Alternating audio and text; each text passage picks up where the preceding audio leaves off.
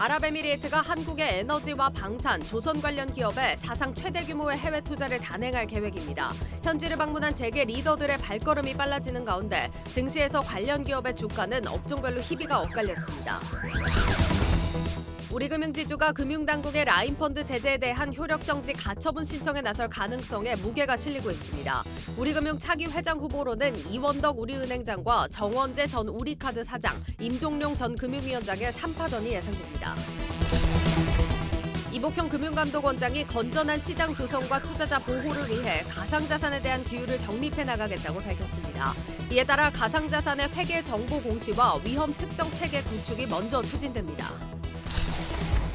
중국 리오프닝 기대감에 증권사들이 호텔 신라 목표가를 줄상향하고 있지만 내부에서는 신중한 반응을 보이고 있습니다. 반환 정서 등을 이유로 중국인 관광객 유입이 충분히 회복되지 않고 있다는 분석입니다.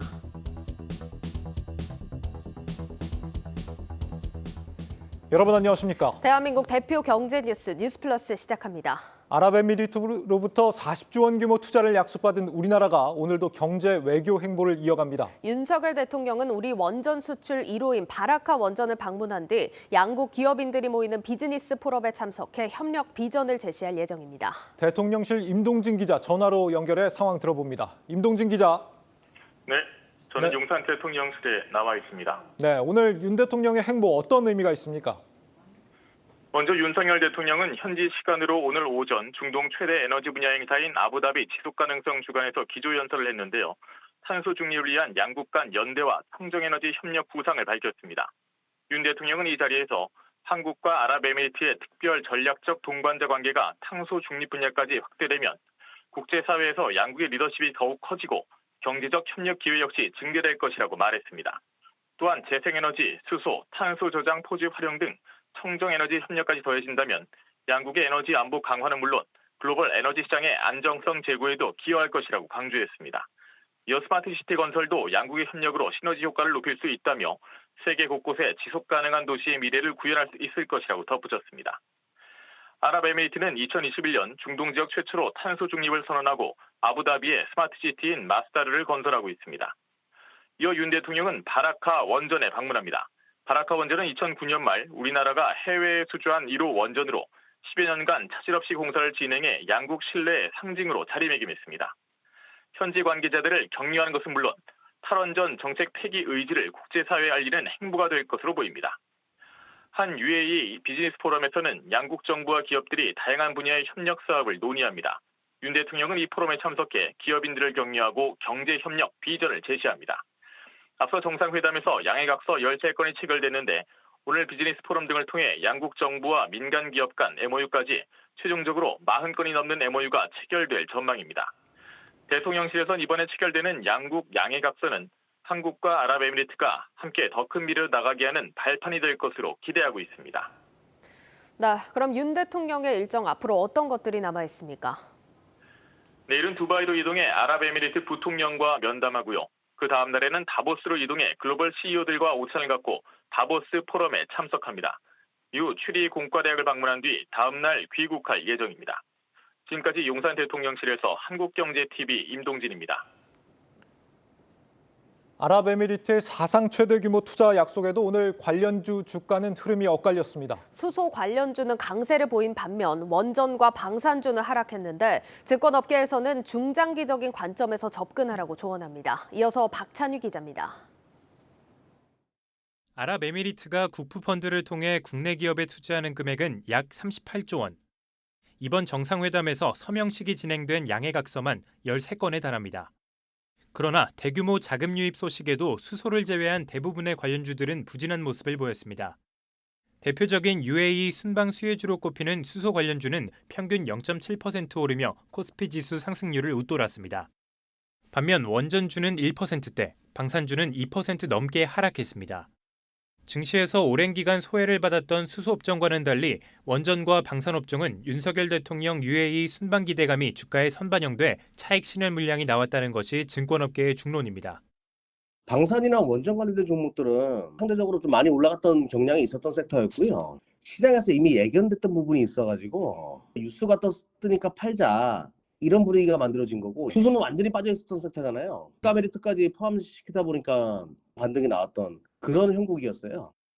실제로 원전과 방산 관련주는 지난주 평균 10% 넘는 상승률을 기록한 바 있습니다. 이번 MOU에 기업명이 명시되지 않은 점도 하락 요인으로 꼽힙니다. 기업명이 언급된 것도 없고요. 또 스케치만 한 거니까 기업이 몇 년도에 어느 정도의 물량을 집어넣게 될 수 있을 것이다라는 게 가시화되면 그게 실적이 녹여낼 수 있으니까 애널리스트들이 수정을 할 수가 있겠죠. 증권업계에서는 향후 기업명이 공개되고 펀드를 통해 자금 집행까지 이뤄진다면 수혜를 기대할 수 있다며 중장기적인 관점에서 접근하라고 조언합니다. 한국경제TV 박찬유입니다. 이번 경제외교 성과 산업부 정원우 기자와 좀 더 자세히 짚어봅니다. 정 기자, 먼저 이번 그 경제사절단에 기업인들도 굉장히 많이 구성이 됐다고 들었습니다. 어떻게 되어 있습니까, 내용이? 그렇습니다. 이번 순방에 앞서서 무역협회에서 그 정상외교 경제사절단을 공개 모집한 바가 있습니다. 여기에 주요 기업들의 그 명단이 있는데요. 경제 5단체와 협회까지 포함해서 101개 기업 또는 기관들이 사절단에 이름을 올렸습니다. 대기업으로는 삼성전자와 현대차, SK, HD현대 등 21곳이 선발이 됐고요. 업종과 분야별로 보면 크게 건설, 우주, 원전, 조선 등이 있고 이 밖에 식품과 화장품, 게임, 관광 등 다양하게 구성이 됐습니다.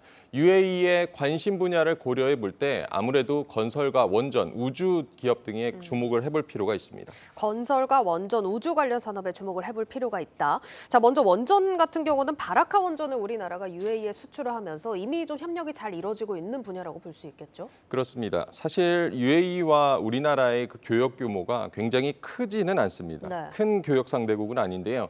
전략적인 부분에서 협력하면서 그동안 이 양국 간의 신뢰를 쌓아왔다라고 봐야겠고요. 대표적인 게 말씀하신 그 바라카 원전이죠. 바라카 원전은 한국형 원전 4기를 건설하는 사업으로 지난 2012년에 공사를 시작해서 현재 1, 2호기가 상업 운전 중입니다. 남은 2기의 가동도 멀지 않았습니다. 4, 5기까지 다 가동이 되면 5.6기가와트인 바라카 원전은 UAE 전력 수요의 25%에 해당되는 전력을 생산을 담당하게 됩니다.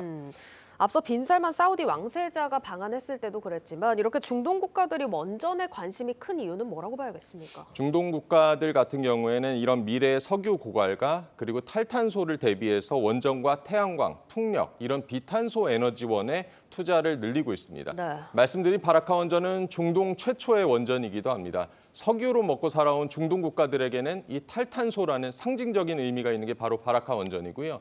UAE는 2050년 탄소 중립을 선언하면서 원자력과 태양력 등 비탄소 에너지원을 2020년 2.4기가와트에서 2030년까지 14기가와트로 확대한다는 에너지 전환을 추진 중입니다.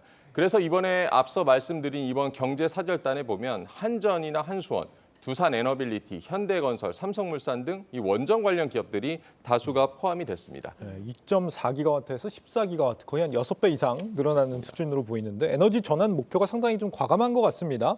원전에 지금 가려져는 있지만 태양광 쪽에서도 굉장히 좀 협력이 강화될 그런 가능성도 있겠는데요. 이번에 제가 몇 가지 보고서를 좀 읽어보면서 UAE의 그 태양광 산업에 대해서 좀 살펴봤는데요. UAE의 두바이에는 136억 달러를 투자하는 세계 최대 단일 태양광 발전소인 이 이름이 좀 긴데 모하메드 빈 라시드 알 막툼 솔라파크라는 것이 있습니다. 네. 현재 1.6기가와트인 발전 규모를 2030년까지 5기가와트로 확대할 계획입니다. 아부다비의 경우에도 이 태양광에 굉장히 투자를 많이 하고 있는데요. 1.2기가와트 규모의 누르 아부다비 태양광 발전소가 현재 상업 운전 중이고요. 2기가와트 규모의 알 다프라, 1.5기가와트 규모의 알 아즈반 프로젝트까지 완공이 되면 아부다비에만 태양광 발전 시설이 3곳이 운영이 되는 것입니다. UAE는 올해 하반기 열리는 그 UN 기후변화 협약 당사국 총회, 콥이라고 부르는데 콥 28의 개최국이기도 합니다. 말씀드린 대로 에너지 전환 정책 목표에 따라 2030년까지 원전과 이 태양광, 수소 등의 대규모 투자가 계속 이루어질 것으로 보입니다. 네, 지금 에너지뿐 아니라 방산 쪽에서도 좀 협력이 많이 기대가 됩니다. 지난해 이제 천궁 수출이 이루어지기도 했는데 방산 분야 협력 어떤 게 좀 기대를 해볼 만합니까? 네, 말씀하신 대로 UAE가 지난해 그 국산 탄도탄 요격 미사일 체계 천궁2를 수입을 한 바가 있습니다. LIG 넥스원과 하나 시스템 그리고 한화 디펜스 등에서 4조 원에 사들였는데요. 이번에 그 UAE 국빈 방문에 앞서서 한화 시스템은 천궁2 사업의 성공적인 이행을 위해서 UAE의 해외 지사를 개소를 하기도 했습니다. UAE는 정세가 이제 다른 중동 지역에 비해서 상대적으로 좀 안정된다고 평가가 되지만 국방에는 많은 투자를 하고 있습니다. 왜냐하면 그 이란과의 갈등 관계에 있고 지난해 1월에 그 문재인 전 대통령이 그 순방에 나섰을 때 예멘에 그 드론 공격이 있기도 했습니다. 드론 및 이 미사일 공격에 대한 방공망 구축이 필요하고 천궁2를 수입한 것도 같은 맥락입니다. 이번에 윤 대통령이 방문한 UAE 아크 부대가 있는데요. 아크 부대는 2011년에 파견이 됐고 이처럼 우리나라와 UAE와는 국방 관련 인적 교류가 이 돈독한 상황입니다. 무엇보다 UAE는 장갑차, 프로펠러 훈련 전투기 등 향후 자국이 생산하는 것을 목표로 하고 있는데 무기와 기술을 패키지 수출하는 우리 방산 기업들에 대한 선호가 높은 것으로 전해지고 있습니다. 다음 달 아부다비에서 그 국제 방위 산업전이 예정이 돼 있는데 추가 수출 기대감도 커지고 있는 상황입니다. 네, 에너지와 방산 분야 쪽은 협력을 더 발전시켜 나가는 게 중요할 것 같습니다. 그리고 무엇보다 중동 국가들이 인프라 건설 규모가 또 크기 때문에 지금 뭐 건설 쪽 협력 기대감도 커지고 있지 않습니까? 그렇습니다. 건설 쪽에서는 삼성물산이 과거에 부르즈 칼리파 그 시공에 참여하기도 해서 잘 알려져 있는데요. 예. UAE의 건설 시장 규모를 좀 살펴봤는데 2023년 올해 400억 달러에 달합니다. 우리 돈으로는 49조 원인데요. 최근에는 다소 건설 시장 규모가 주춤한 상황입니다. 다만 당장 주목할 만한 프로젝트들이 좀 있는데 두바이의 그 2040 도시개발 계획의 일환으로 추진되는 인공섬 프로젝트 두바이 아일랜드가 있습니다. 총면적 17제곱킬로미터의 5개의 인공섬, 그 80여 개 리조트와 호텔, 관광 인프라를 건설하는 것이고요. 또 다른 프로젝트로는 그 더 문 리조트라고 달 호텔이라고 부르기도 하는데 프로젝트 규모가 50억 달러에 달하고 2027년 개장을 목표로 건설이 예정이 돼 있습니다. 또 건설 인프라 중에서는 좀 주목해 볼 만한 프로젝트로 오만 소아르 항만에서 두바이로 303km, 11개 도시 4개 국제항을 연결하는 UAE 레일 프로젝트도 추진이 되고 있습니다. 아부다비와 두바이를 50분에 주파하는 현재 차량으로 2시간 정도 걸리는데 이걸 고속철도를 놓겠다는 건지 대규모 그 인프라 공사에 우리 기업들의 수주 기회가 열려 있다고 볼 수 있겠습니다. 네, 우주 쪽은 어떻습니까? 지금 뭐 한화 에어로스페이스나 한국 항공우주 같은 경우도 이번에 사절단에 포함된 걸로 보이는데요. UAE는 우리나라와 마찬가지로 최근에 이제 우주 쪽, 우주 산업 쪽에 빠르게 투자를 늘리고 있습니다. 2117년 굉장히 먼 시간인데 네. 화성 거주를 목표로 달 및 화성 탐사 우주 산업 투자 개발에 나서고 있습니다. 실제 8억 달러 규모의 국가 우주 기금을 조성해서 투자에 나서고 있습니다. 우주 산업의 후발주자인데도 지난 2021년에 세계에서 5번째로 화성 탐사선의 화성 궤도 안착에 성공해 세계를 깜짝 놀라게 하기도 했습니다. UAE 우주 프로그램 개발에는 우리나라의 카이스트 위성 개발팀이 10여 년간 인력 교류 및 경험을 전수한 바 있고요. 위성 기업으로 잘 알려져 있는 세트랙 I가 참여하기도 했습니다. 누리호와 달 탐사 궤도선 다누리 발사와 같이 최근 우주 투자를 늘리고 있는 우리나라와는 협력 여지가 굉장히 크다고 볼 수가 있겠습니다. 네, 산업부 정원우 기자였습니다.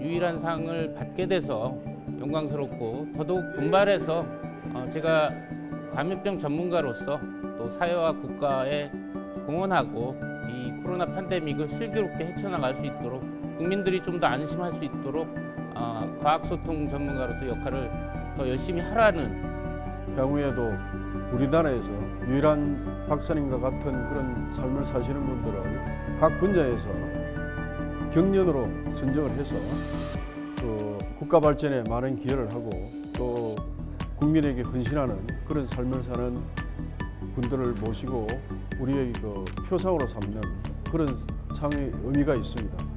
앞으로도 이 상은 계속해서 발전 유지해 나갈 것이고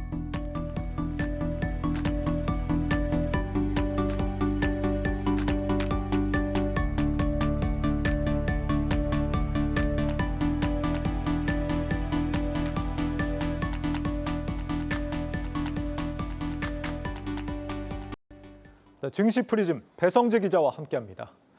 배 기자, 요즘 우리 증시가 심상치 않은 것 같아요. 네, 저번 주에 증시 프리즘 계속 출연하면서 이번에는 코스피 지수가 연속 며칠 올랐습니다. 이런 말을 말씀드리면서 시작을 했었는데 오늘도 마찬가지입니다. 코스피 지수 9거래일 연속으로 상승을 했고 외국인들이 이 최근 이어지고 있는 약달러 속에서 매수세가 강하게 이어지면서 지수를 끌어올렸습니다. 외국인들은 유가증권 시장, 코스닥 시장 그리고 선물 시장에서 일제히 순매수를 하면서 지수를 끌어올렸습니다. 네, 지금 외국인들이 올 들어서 11거래일 중에 하루 빼고 다 사자였다고 하더라고요. 네.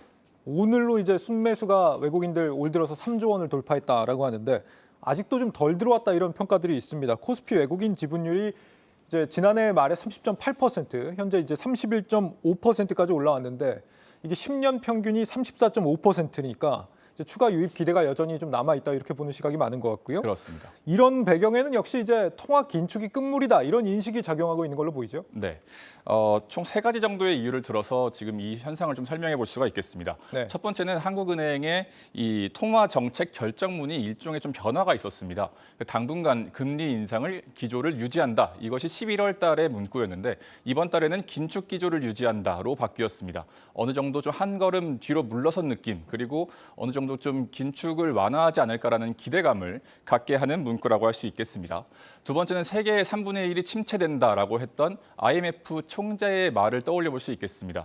지금 계속해서 어떤 경기 침체에 대한 우려의 목소리가 계속해서 나오고 있고 또 한은 또한 우리나라 물가 이 경제 성장률이 1%대를 기록할 거라고 하면서 이 계속해서 어떤 경기에 대한 경고음을 내고 있거든요. 그렇기 때문에 물가 잡겠다고 금리를 올리기가 쉽지 않은 상황이라고 할 수가 있겠습니다.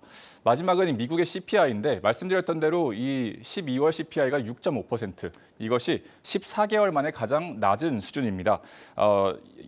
좀 추가적인 금리 인상이 이렇게 되면 좀 필요하지 않지 않을까라는 기대감이 좀 드는 부분이라고 할 수 있겠고 한때는 이 미국의 금리 상단, 최종 상단이 5% 중반까지 점쳐졌었는데 지금은 5%를 하회할 거라는 전망까지 나오고 있는 상황입니다. 예. 뭐 긴축이 끝났다고 해서 금방 금리를 내리는 건 물론 아니겠습니다만 뭔가 국면에 전환이 되는 어떤 시점에 우리가 와 있는 것 같긴 하거든요. 네. 어떤 점들이 좀 예상이 됩니까? 이제 금리가 상한에 좀 머무르고 있다, 이 상한에 다다랐다라는 것은 미래 금리 수준을 반영하는 채권 금리의 일종의 좀 변화를 일으킬 수가 있습니다. 그러니까 채권의 수익률이 기준금리보다 미치지 못할 수도 있다. 이러한 표현을 할 수가 있는데 네. 사례를 가지고 왔습니다. 국채 시장에서는 이미 이러한 시그널이 나타나고 있는데 3.5%, 그러니까 지금 기준금리가 3.5이지 않습니까? 그런데 1년물을 제외하고 나머지는 이미 수익률이 3.5를 밑에 하회하고 있습니다. 그러니까 시장은 이미 금리 인하를 점치고 있다는 것이고 불과 우리가 한 분기 전만 해도 이 금리가 얼마나 오를까를 좀 걱정하면서 이거에 대한 평가 손실을 계산 중이었는데 지금은 한 분기 만에 이 상황이 정반대로 바뀌어 있는 상황이라고 할 수 있겠습니다. 네. 그러니까 침체가 온다는 것을 예상을 하고 여기에 맞춰서 이제 각국 그 통화 정책 기관들이 금리를 낮출 것이다. 이런 기대감이 지금 반영이 되고 있는 건데. 네. 당장 이제 뭐 올 연말쯤 되면은 금리를 한국은행도 인하할 것이다. 지금은 이제 시기상조라고 이창용 총재가 밝히고 있지만 금리를 아무래도 인하할 가능성이 높다라고 보는 증권사들도 지금 일부 나오는 것 같고요. 네. 만약에 이렇게 금리를 인하하게 된다면 어쨌거나 주가의 상승으로 이어질 수 있는 그런 기대감을 불러일으키게 되겠죠. 네. 그러면 이제 금리가 얼마나 앞으로 내릴 수 있느냐 이 부분도 사실 같이 봐야 될 것 같습니다. 지금 12월에 한국은행이 낸 보고서를 좀 봤더니 연준의 이제 주요 선진국 장기 중립금리 추정 결과 이런 게 있습니다. 이게 이제 주요 4대국의 중앙은행 어떤 보고서들을 좀 취합을 해서 분석을 해본 건데 미국의 기준금리가 이제 3년 이상 앞으로 계속 천천히 내려서 최종적으로는 이제 장기적으로 한 2.5% 정도에 다다를 것이다. 우리가 0.25에서 시작을 했죠. 미국의 금리가. 네. 지금 4.5%까지 올라 있는데 2.5% 정도로 장기적으로 수렴할 것이다. 이렇게 보는 시각이 많은 것 같습니다. 물론 이게 되려면 이제 물가가 우리가 예상한 대로 잡혀야겠지만요. 네. 자, 그리고 대형 은행주가 오늘 굉장히 좀 많이 올랐다고요? 네, 그렇습니다. 신한지주부터 우리금융지주까지 굉장히 큰 폭의 상승세를 보였습니다. 작년 11월에 11월을 기준으로 은행주는 지금 평균 11%가량이 상승한 것으로 집계가 되고요. 특히 올해만 집계를 했을 때 1월 2일부터 무려 17%가 오른 것으로 집계가 되고 있습니다. 예, 이유가 뭡니까? 왜 오른 겁니까? 이 또한 좀 세 가지 정도로 분석이 가능한데 주주 환원 규모가 지금 확대될 것으로 보이고 또 정부가 부동산 규제를 완화하지 않았겠습니까? 그러니까 또 끝으로 이 외국인들의 매서운 매수세들이 지금 호재가 되고 있다라는 분석입니다.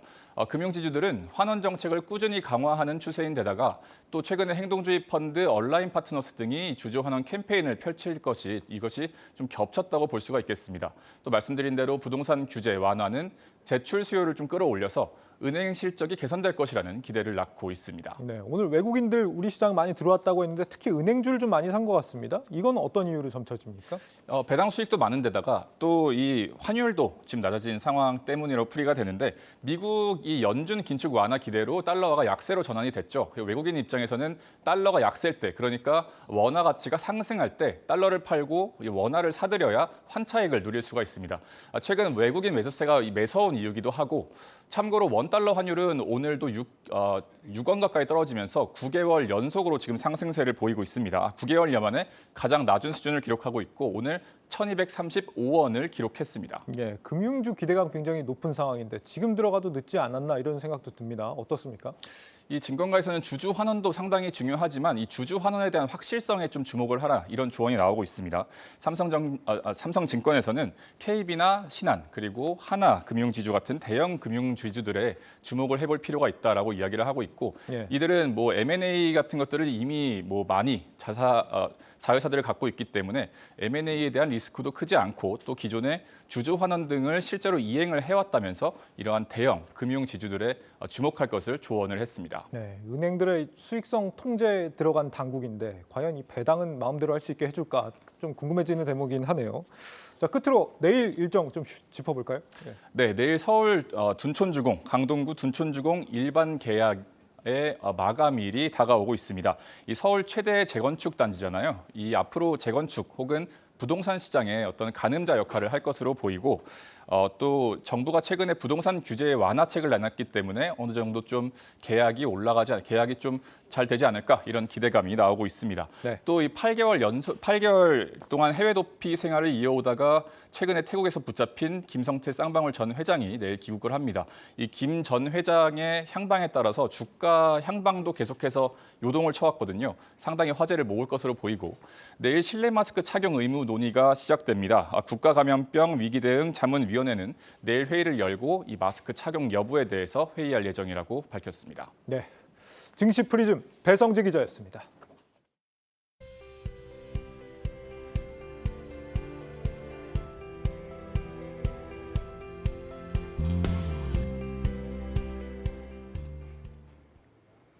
네, 뉴욕 증시 상황도 보겠습니다. 지난주 금요일이죠. 긴축 종료 기대감이 커지면서 증시부터 코인까지 위험 자산이 다시 한번 들썩였습니다. 고웨스트 오민지 기자와 월가 전문가들 의견 살펴보겠습니다. 오 기자, 이제 벌써 1월 중순인데 사실 그동안 우려와는 다르게 1월 시장이 나쁘지 않게 흘러가는 것 같아요. 네, 맞습니다. 원래 기존에는 월가 전문가들이 좀 어렵겠다라고 했던 1월 그렇죠. 효과가 좀 나타나는 모습인데요. 지난해 33% 넘게 급락했던 나스닥 지수가 1월에만 6.6%나 상승을 했습니다. 다우도 3.52%, S&P 500도 4.57% 상승하면서 지난주는 S&P 500이 3,999에서 종가를 맞았습니다. 네. 연준이 긴축을 종료할 것이다 이런 시장의 기대감이 반영이 됐고요. 미국 증시와 함께 또 암호화폐 등 위험 자산이 상승세를 보였는데요. 비트코인도 주말 동안 2만 1,000달러를 돌파하면서 올해 들어서 20% 넘게 급등을 했습니다. 사실 비트코인이 이 정도 가격까지 회복을 한 게 정말 몇 달만 아닙니까?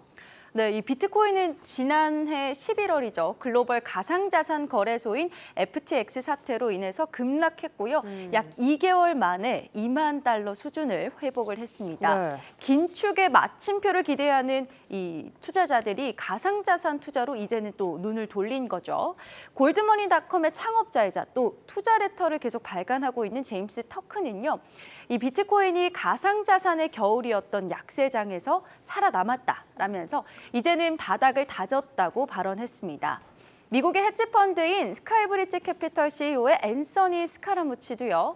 올해는 비트코인의 회복의 해가 될 것이다 라면서 2에서 3년 안에 5만에서 10만 달러까지도 도달할 수 있다고 예상치를 내놨습니다. 네. 대표적인 또 암호화폐 강세론자인 팀 드레이퍼도요. 가상자산 시장이 바닥이라면서 지금 현재 거래량이 좀 줄고 있지만 그래도 비트코인 공급이 줄어드는 반감기가 내년이기 때문에 역시나 좀 긍정적으로 보고 있다고 분석했습니다. 네, 그러니까 사실 비트코인이 대표적인 위험 자산인 만큼 이쪽으로 이제 매수세가 들어온다라는 게 많은 부분을 또 시사하는 것 같습니다. 뭐 당연한 얘기겠지만 사실 그동안 왕좌를 지켰던 달러화는 좀 흐름이 주춤했겠어요. 네, 이 달러 인덱스가 작년 9월에는 115 수준이었는데 현재는 100을 겨우 넘고 있습니다. 7개월 만에 최저치인데요. 크롤 연구소의 수석 글로벌 이코노미스트도 달러 강세는 피크를 지났다고 설명을 했습니다. UBS의 글로벌 웰스 매니지먼트에서는요. 이번 달 달러화 약세가 올해 내내 이어질 것으로 내다봤는데요. CPI가 모두의 바람대로 움직이면서 연준은 분명히 금리 인상을 끝낼 것이라고 했습니다. 그러면서 최종 금리도 5%를 넘지 못할 것이라고 이야기하면서 2023년 내내 달러화 약세가 있을 것으로 봤습니다. 네, 그러니까 한마디로 킹 달러는 이제 끝났다라는 의견인 건데 요즘 시장 보면 확실히 연내 금리 인하 가능성, 그러니까 긴축이 끝날 거다라는 기대감이 점점 커지는 모습이거든요. 월가의 의견도 그런가요? 네, 지금까지 연준이 초강경 긴축을 해야 한다고 주장을 해왔던 이 레리 서머스 하버드대 교수도 연준이 긴축을 멈출 때가 왔다고 발언하고 있습니다. 이 서머스 교수는 인플레이션을 억제하기 위해서 금리를 높여야 하는 이 연준의 일이 이제는 끝나고 있다라고 이야기를 한 건데요. 인상을 아예 중단하기는 조금 이르겠지만 그날이 훨씬 더 가까워진 건 확실하다고 말했습니다. 시카고 상품거래소 패드워치에 따르면 시장 전문가 93.2%, 거의 대다수가요 0.25%포인트를 올리는 것이 타당하다고 봤고요. 이후에는 다시 3월에 0.25% 인상한 뒤에 그 수준을 당분간 좀 유지할 것이라고 봤습니다. 연준이 11월에는 또 인하에 나설 수도 있다, 이런 가능성까지도 제시되고 있습니다. 예, 지금 여기에 더 힘을 싣는 게 연준 인사들도 지금 금리 인상 속도 조절에 대한 언급들을 계속 하고 있잖아요. 네, 매파로 분류되는 이 패트릭 하커 이 필라델피아 연준 총재도요. 한 번에 0.75%포인트씩 올리는 자이언트 스텝의 시기는 이제 지났다라면서 0.25%포인트 인상이 적절하다고 발언했습니다. 토마스 바킨 리치먼드 연은 총재도 인플레이션이 둔화하고 있다면서 작년처럼 공격적으로 금리를 인상할 필요는 없다고 말했죠.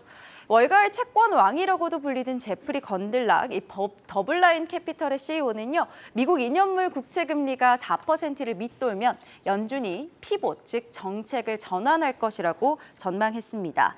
새해 들어서 기준금리인 4.25%에서 4.50% 밴드의 하단을 밑돌고 있는 미국의 2년물 국채 금리죠. 연준의 피봇 계기로 작용할 수 있다라는 겁니다. 금리 인상 기조가 주춤하면서 증시 기대감 적지 않지만요. 사실 증시 상승을 위해서 좀 넘어야 할 산이 여전히 많습니다. 먼저는 이 기업의 실적이 되겠죠. 예, 안 그래도 금요일을 시작으로 4분기 미국 기업들의 실적 시즌 시작이 됐잖아요. 네, 월가는 본격적으로 어닝 시즌이 시작되기 때문에 연초에 나타나고 있는 이 상승 랠리를 이어가기 위해서는 기업의 실적이 반드시 뒷받침되어야 한다고 말합니다. 사실 기업 실적에 대해서는 좀 우려 섞인 목소리가 많습니다. 블룸버그 통신에서는 이번 실적 시즌에는 비용과 금리가 상승하고 소비 지출은 줄면서 수익의 침체가 본격적으로 시작되는 시기일 것으로 언급을 했습니다. 팩트셋도 S&P 500 상장 기업들의 순이익이 전년 대비 4.1%나 감소할 것이라면서 이 비관적인 전망을 내놨습니다. 지난해 금리를 인상했던 만큼 올해 실물 경제에 미치는 영향이 본격적으로 시작될 것이라는 분석들이죠. 지난주 뱅크 오브 아메리카 등 이 은행주를 시작으로 현지 시간 17일에는 골드만삭스, 또 모간 스탠리, 유나이티드 항공이 실적을 발표하고요. 19일에는 넷플릭스, P&G 등이 실적을 공개할 예정입니다. 네, 이렇게 어닝 시즌 본격적으로 시작이 되는 만큼 이런 부분들 주목을 해보셔야겠고요. 또 어떤 부분 주시를 해서 봐야 될까요? 네, 일본은행의 정책까지도 주목하셔야겠습니다. 일본의 요미우리 신문은요. 일본은행이 오는 17일과 또 18일에 예정된 금융정책 회의에서 완화 정책의 부작용을 검토할 것이라고 보도했습니다. 지난번에 장기금리의 변동폭을 확대하면서 사실상 금리를 인상한 일본은행이 이번에는 완화 기조의 부작용을 검토하고 또 정책의 변화를 가져올 수 있다, 이런 시장 기대감을 키우고 있는 거죠.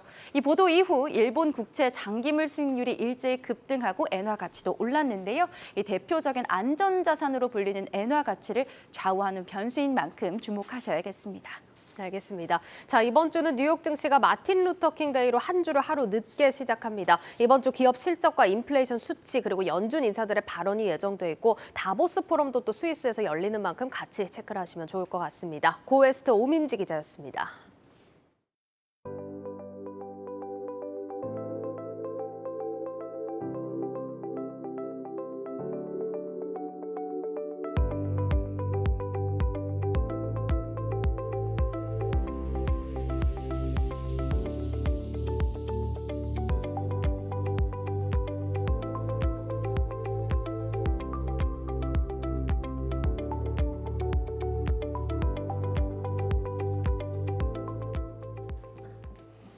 가상자산 투자자를 보호하는 법안의 마련이 늦어지는 가운데 정부가 가상자산 회계정보 공시를 추진하기로 했습니다. 당국 차원에서도 위험을 감지할 수 있는 모니터링 체계를 도입할 방침인데 소비자를 보호할 거냐 아니면 산업 성장을 도울 거냐 규제를 바라보는 시선은 여전히 제각각입니다. 이민재 기자입니다.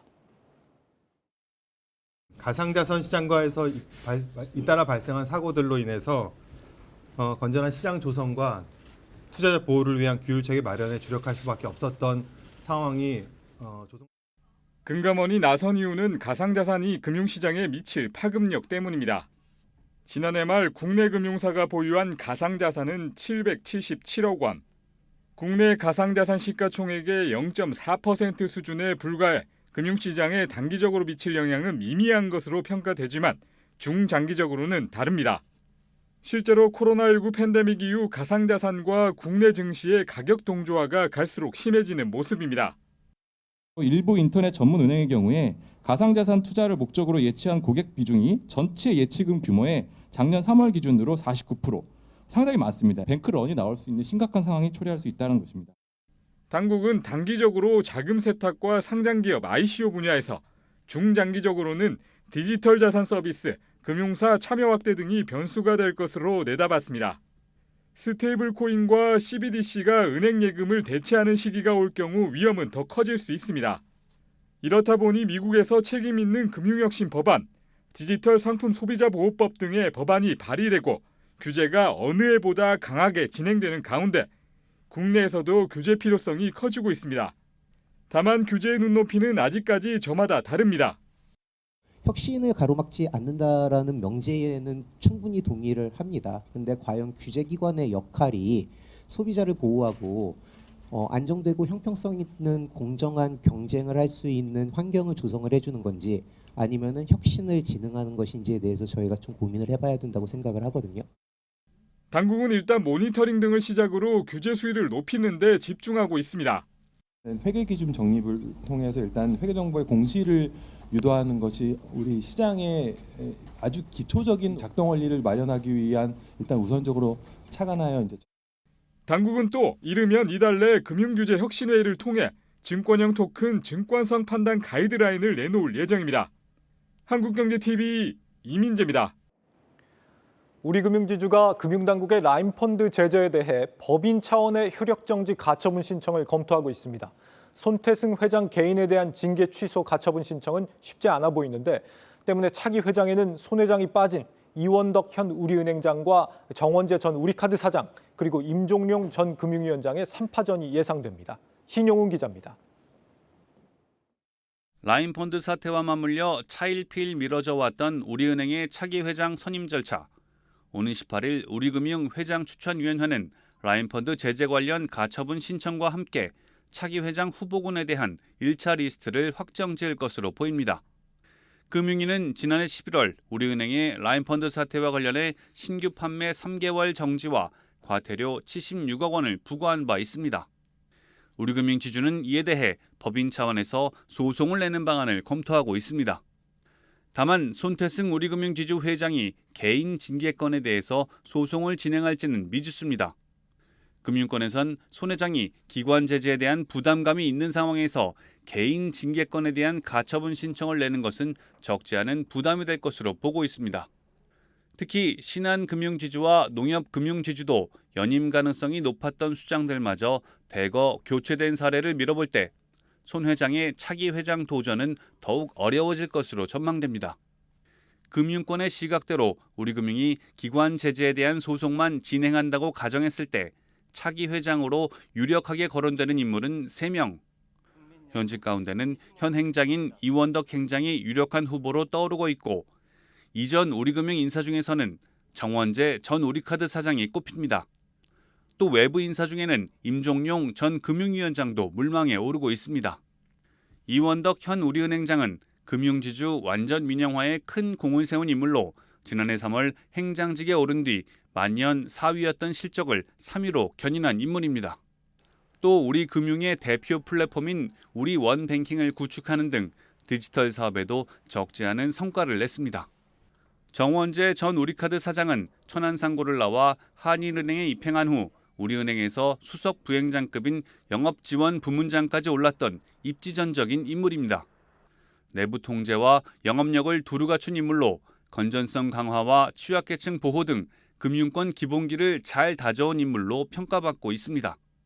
카드사 사장으로 재직할 당시에는 카드의 정석을 선보이며 업계 최초이자 최단기간 신용카드 800만 장 발급이라는 업적을 달성하기도 했습니다. 금융관료 출신으로 농협금융지주 회장과 금융위원장을 지낸 임종용 전 위원장은 금융 전문가로 꼽힙니다. 온화한 성품 덕에 박근혜 정부와 윤석열 정부 초기 유력한 금융관료 후보로 거론되기도 했습니다. 우리금융은 오는 18일 임원 추천위원회를 열고 본격적으로 차기 금융지주 회장 선임 절차에 들어갑니다. 현 손태승 회장이 본인의 징계권에 대한 소송 제기가 어려울 것으로 예상되는 가운데 차기 회장 자리를 두고 이들 3인의 각축전이 예상되고 있습니다. 한국경제TV 신용훈입니다. 한화그룹과 LG에너지솔루션이 북미 지역 배터리 시장 선점을 위해 전방위적 협력을 추진합니다. 한화솔루션 큐셀 부문과 한화모멘텀 부문, 한화에어로스페이스 등 3개사와 LG에너지솔루션은 오늘 협약을 맺고 미국 내 에너지 저장 장치 전용 배터리 생산 라인에 공동 투자를 추진하기로 했다고 밝혔습니다. 이번 협력으로 한화큐셀은 안정적으로 미 전력시장용 배터리를 확보할 수 있게 됐습니다. 미국 에너지 저장 장치 시장은 인플레 감축법 통과로 2031년까지 9배 이상 성장할 것으로 예상되고 있습니다. LG에너지솔루션 역시 자동차 전지와 소형 전지, 에너지 저장 장치 사업까지 이어지는 삼각사업 포트폴리오 구조를 강화할 수 있게 됐다는 설명입니다. 제2금융권이 중저신용자들에 대한 대출을 줄인 것과 관련해 금융당국이 대출 중단을 지양해야 한다고 권고했습니다. 이세훈 금융위원회 사무처장은 서민금융현황점검회의에서 저축은행과 여신전문금융사, 대부업체 같은 서민금융기관의 적극적인 지원 역할이 중요하다며 이같이 주문했습니다. 당국의 이번 발언은 제2금융권을 중심으로 대출을 축소하는 움직임이 나타나면서 금융 취약층이 불법 사금융으로 내몰린다는 지적이 커진 배경으로 풀이됩니다. 이 처장은 취약계층이 불법 사금융으로 밀려나지 않도록 최저신용자 특례보증 확대 공급과 긴급 생계비 소액대출 신규 출시도 추진할 방침이라고 전했습니다. 주택도시보증공사가 부채 비율이 90%를 초과하는 주택의 전세대출 보증 한도를 낮춥니다. 주택도시보증공사는 신규 전세대출 보증 신청 가운데 부채 비율이 90%를 초과하는 주택에 대해 보증 한도를 기존 80%에서 60%로 하향 조정한다고 밝혔습니다. 이는 최근 전세 사기 문제가 연이어 터지자 깡통 전세 우려가 비교적 크다고 판단되는 주택의 보증 한도를 줄여 건전성을 관리하려는 취지입니다. 2021년 기준 공사의 전세금 보증 가운데 부채 비율 90%를 초과하는 주택은 4채 중 1채에 달합니다.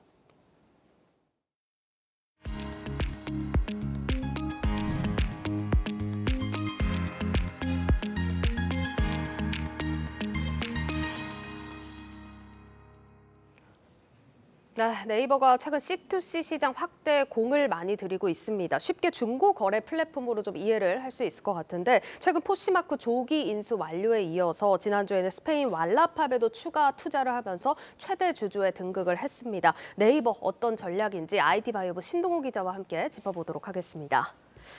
시 기자, 일단 최근 들어서 네이버가 C2C 시장 확대에 좀 빠르게 나서는 이유는 뭐라고 봐야 될까요? 네, 뭐 다 아시다시피 네이버 하면은 이 국내 대표 플랫폼 기업이죠. 이 예. 네이버라는 이 검색창을 중심으로 해서 이 국내에서는 빠른 시간 내에 상당한 규모로 사업을 확장해 왔습니다.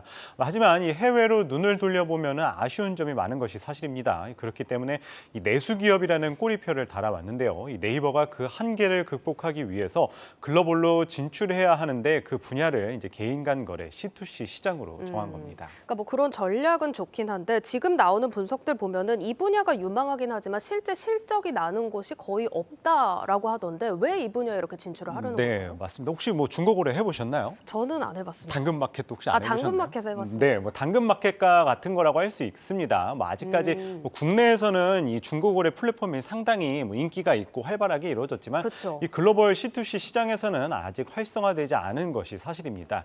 이 C2C 기업들의 수익이 나지 않는데도 이 네이버가 이 분야를 택한 것은 사실 마땅한 다른 대안이 없기 때문으로 풀이가 됩니다. 이 세계 주요 플랫폼 기업들을 살펴보면은요, 이 아마존 같은 경우에는 전 세계 이커머스 시장을 장악을 했죠. 또 구글은 검색 엔진과 플랫폼 시장의 선두인 상황입니다. 이 네이버가 근데 이들과 경쟁을 할 수 없는 것은 사실입니다. 그렇지만 아직 C2C 시장에서는 절대 강자가 없다, 이렇게 전문가들은 이야기하고 있습니다. 이 네이버 같은 경우에는 이미 국내와 일본 등에서 C2C 사업을 진행하고 있는 상황에서 이 자사의 기술력과 이 시너지를 낼 수 있는 분야로 바로 이 C2C 시장을 선택을 한 겁니다. 그러니까 사실 현실적으로 진출할 수 있는 시장을 C2C로 고른 거다 이런 예. 얘기인데, 그러니까 우리가 포시마크 얘기는 많이 들어봤으니까 왈라팝에 대해서 한번 들어볼게요. 이번 투자 현황은 어떻게 되나요? 뭐 일단 이번에 왈라팝에 1,000억 원이 넘는 규모를 투자를 했습니다. 네. 사실 네이버가 지난 2021년에 이미 2,500원을 들여서 10% 지분을 매입을 한 바 있는데요. 그러면 총 한 2,500억 원 규모가 투자된 거네요? 맞습니다. 뭐 기존하고 이번하고 합치면 이제 그 정도 투자를 하게 된 건데, 예. 뭐 총 투자를 살펴보면은 약 한 30.5% 지분을 확보를 하면서 이 기존 최대 주주인 왈라팝 창업자를 넘어서 이 단일 투자자 기준으로 이제 최대 주주로 등극을 했습니다. 이 왈라팝을 살펴보면은요, 이 스페인 중고거래 시장에서 점유율을 약 70% 정도 달하고 있습니다. 이용자 수만 약 1,500만 명에 달하면서 이제 유럽 최대 규모의 중고거래 플랫폼이라고 말씀드릴 수 있을 것 같고요. 근데 이제 포시마크 사실 인수 소식이 전해졌을 때는 주가가 좀 눌렸었는데 맞습니다. 이번 뭐 왈라팝 소식 때는 큰 움직임은 없었거든요. 이건 왜라고 봐야 될까요? 맞습니다. 그때 당시에 사실 포시마크 인수를 하면서 가장 리스크로 부각된 점이 이 대규모 인수 금액입니다. 당시 금액을 살펴보면은 2조 원이 넘는 그쵸. 금액인데요. 예. 사실 뭐 네이버 입장에서는 2조 원에 달하는 금액이 상당한 부담으로 작용을 했습니다. 게다가 이 포시마크 썼을 때는 이제 인수라는 점이었었고, 이번에 왈라팝을 투자를 했었을 때는 이 지분을 투자를 하면서 이 최대 주주에 오른 거죠. 사실 뭐 인수냐 아니면은 이번에 이제 지분 투자를 한 거냐 조금 다르기는 하는데, 그때는 리스크가 있어서 좀 주가에 영향을 많이 미친 것이 사실이고요. 이번 왈라팝의 이 지분 투자 같은 경우에는 그때만큼의 리스크는 없어서 주가에 큰 영향은 없다, 뭐 이렇게 말씀드릴 수 있을 것 같습니다. 네, 뭐 그리고 포시마크 인수 만료 후에도 증권가에서 매출 성장에 대한 기대감이라는 뭐 또 긍정적인 리포트를 내기도 했고, 주가가 급등한 걸 보면 일단 시장에서는 그래도 긍정적인 효과를 좀 기대를 하는 것 같습니다. 자, 이렇게 포시마크부터 왈라팝까지 일단 네이버가 C2C 시장 확대에 뭐 정말 많이 공을 들이고 있는 것 같은데 앞으로 네이버의 계획은 뭘까요? 뭐 아까 앞서 앵커께서는 뭐 당근마켓만 조금 했다고 했지만은 사실 요새 이 MZ 세대들 사이에서 가장 인기 있는 것이 이 크림이라는 이 한정판 운동화라든지 이 명품을 거래하는 플랫폼입니다. 네. 이미 네이버 같은 경우에는 국내에서 이 크림이라는 이 중고거래 플랫폼으로 상당히 이 분야 입지를 다져왔는데요. 이번 왈라팝 최대 주주에 올라서면서 네이버는 이제 북미와 또 유럽, 일본, 한국 등을 잇는 이 글로벌 중고거래 벨트를 구축하게 됐습니다. 이 표를 보시면 알겠지만은 이 약 5개 국가의 이제 각각의 이 업체명과 실제 이어지는 이제 사업을 볼 수가 있죠. 네. 이 현재 네이버는 또 태국과 말레이시아 등 이 동남아 등지에서도 이제 C2C 플랫폼에도 투자를 하고 있는데요. 이 C2C 시장 확대에 이제 앞으로 더욱 공을 들일 전망입니다. 업계에서는 이제 네이버가 구상 중인 이 크로스보더 커머스 전략이라고 이야기를 할 수 있는데, 이 전략에 시너지를 낼 수 있을 것으로 보이고 있습니다. 이 네이버의 전략은 각각의 해외 플랫폼, 지금까지 뭐 인수를 하거나 지분 투자를 했던 해외 플랫폼을 하나로 묶어서 상품을 통합 거래할 수 있는 생태계를 만드는 것인데요. 여기에 이 네이버가 지닌 기술인 검색이나 광고, 인공지능, AI 등 기술을 더해 사업 확장을 돕는 시기입니다. 이 네이버의 최근 사업을 보면은 AI 쪽에도 이제 적극적으로 투자를 하고 있는 모습을 볼 수 있는데 이 큰 그림에서 보면은 이와 함께 시너지를 내기 위한 하나의 발판이다. 뭐 이렇게 설명드릴 수 있을 것 같습니다. 이 주말에 포시마크에 간담회가 있었는데요. 실제로 네이버의 기술을 이 포시마크에 접목을 시켰습니다. 그러면 어떤 형태를 기대를 해볼 수 있는 거예요? 이 네이버를 보면은 이 스마트 렌즈를 통해서 혹시 뭐 물품을 보여주거나 이 정보를 얻는 거 다들 보셨을 텐데요. 네. 이 포시마크가 이 네이버 계열사 편입 이후 이제 미래 계획을 공유를 했는데 이 조만간 이 스마트 렌즈와 라이브 커머스 등 이 네이버 기술을 차례대로 이 포시마크에 적용을 하기로 했습니다. 방금 말씀드렸다시피 이 네이버가 지니고 있는 이 다양한 기술을 이 C2C 플랫폼에 적용을 하면 아마 이 큰 시너지 효과를 내면서 이 글로벌 시장에 적극 나설 수 있다는 또 평가도 받고 있습니다. 네, 일단 지금 새로운 시장을 선점해서 본인들의 강점을 접목시키기도 하고 MZ세대 같은 젊은 층을 확 포섭을 하겠다. 이런 전략 사실 누가 들어도 좋다고 할 것 같긴 한데 이게 지금 문제가 아까 얘기를 했듯이 실제 수익으로 이어지기까지가 어렵다는 거잖아요. 네, 뭐 그때 포시마크를 인수했었을 때도 그렇고 사실 아직까지 이 포시마크가 이 적자 기업인 것이 사실입니다. 네. 이 인수를 하거나 이 최대 주주에 오른 기업들이 아직까지 이제 수익이 나지 않는데 말씀드렸듯이 이제 포시마크 같은 경우에는 지난해 3분기 누적 약 한 760억 원 정도를 기록을 했고요. 시장에서는 올해도 이 포시마크의 영업 손실이 800억 원대에 달할 것이라는 전망이 나오고 있습니다. 최근에 이 투자를 해서 이 최대 주주에 오른 왈라팝 같은 경우에도 지난 2021년 기준으로 했었을 때 영업 손실이 약 한 450억 원에 달했는데요. 시장에서는 뭐 이들 기업들이 당분간 이 재무적 기여를 기대하기는 어려워 보인다고 이제 지적을 하고 있습니다. 네, 여기까지 듣겠습니다. IT 바이오부 신동호 기자였습니다.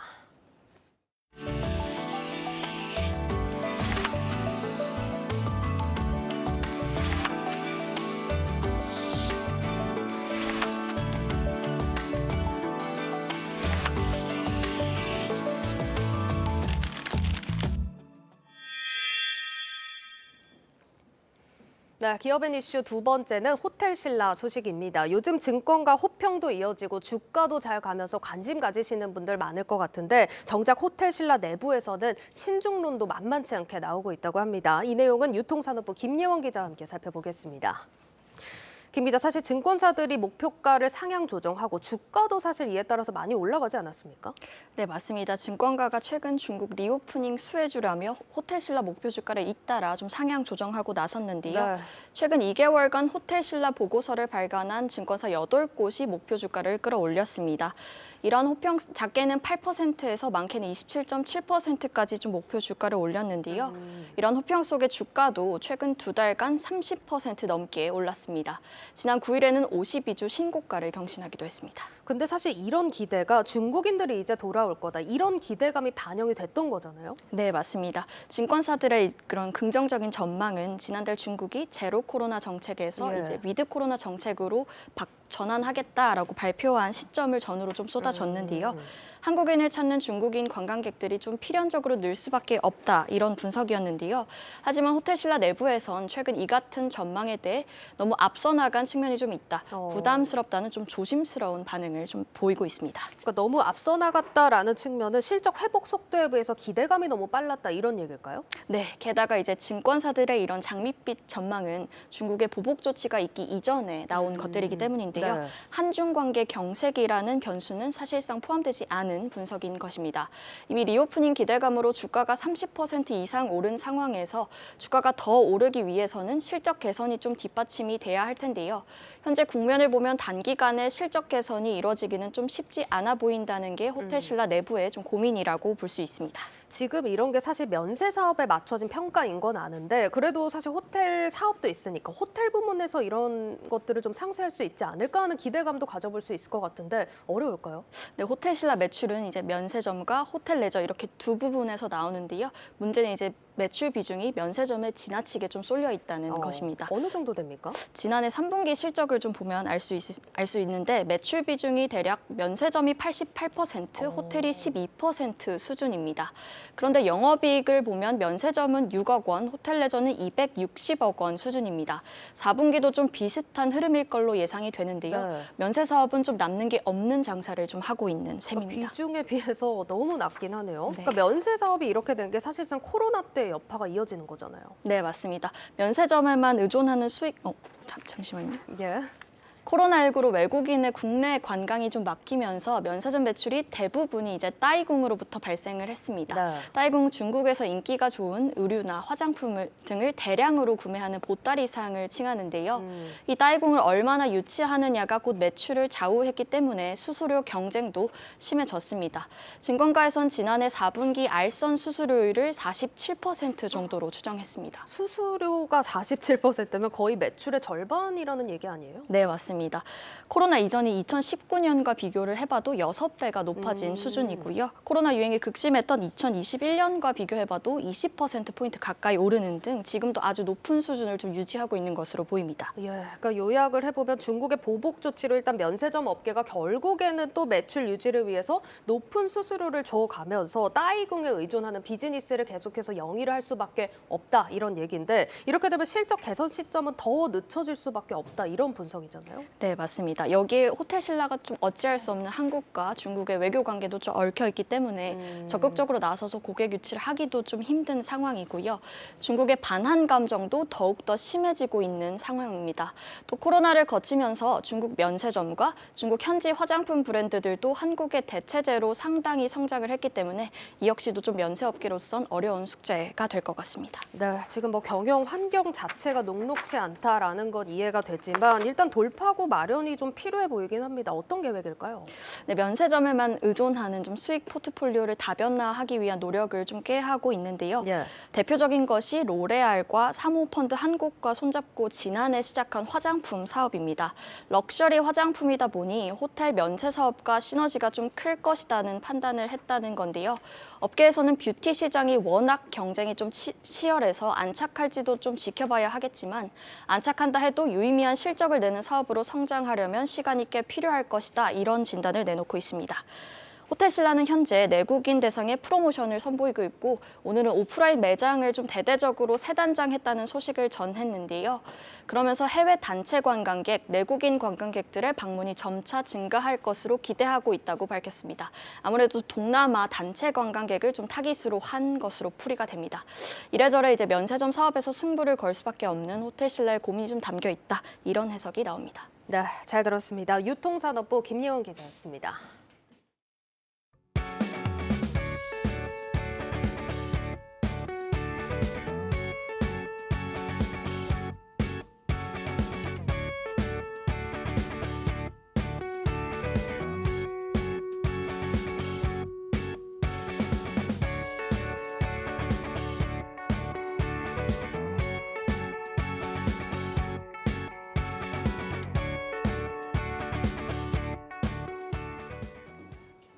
네, 내일자 한국경제신문 미리 살펴봅니다. 첫 번째 기사입니다.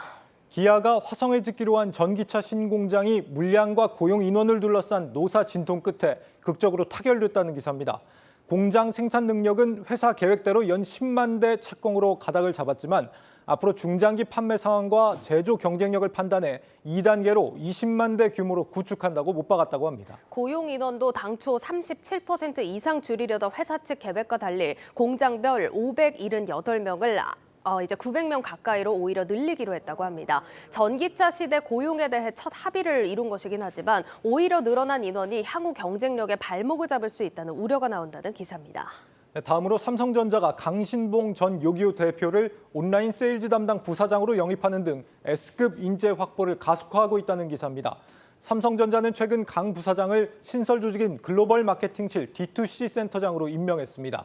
D2C 센터는 삼성닷컴 같은 자사 온라인몰의 해외 고객 접근성 확대와 브랜드 이미지 강화 전략을 맡았습니다. 이 D2C 강화는 최근 글로벌 기업들의 화두로 떠오르고 있는데 나이키나 테슬라가 전통적 유통 채널을 의존하지 않고 직영 매장을 통해 브랜드 가치를 높이고 있습니다. 삼성전자는 다음 달부터 미국, 싱가포르 등 해외 주요 거점에서 인재 채용 행사를 열 계획으로 구글과 아마존 같은 빅테크와 반도체 기업에서 근무한 석박사급 고급 인재를 유치할 방침이라는 소식까지 전해드리겠습니다. 뉴스 플러스를 마치겠습니다. 여러분 고맙습니다.